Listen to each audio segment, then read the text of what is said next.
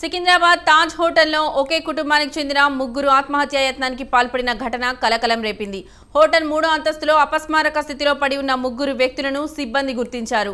Hotel మేనేజర్కు విషయం తెలియజేసి వెంటనే ముగ్గురిని ఆసుపత్రికి తరలించారు. అనంతరం పోలీసులకు సమాచారం అందించగా కేసు నమోదు చేసుకున్న పోలీసులు దర్యాప్తు ప్రారంభించారు.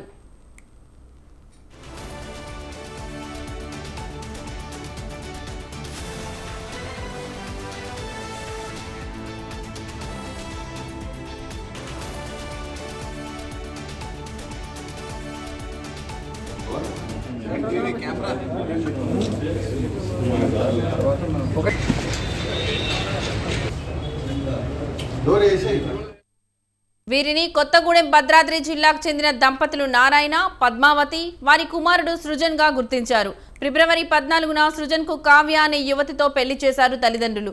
చెంచలపల్లి పోలీస్ స్టేషన్లో కావ్య ఫిర్యాదుతో సృజన్ పై 498A కింద కేసు నమోదైంది. దీంతో మనస్తాపానికి గురైన కుటుంబం సభ్యులు ఆత్మహత్యానికి పాల్పడ్డారు.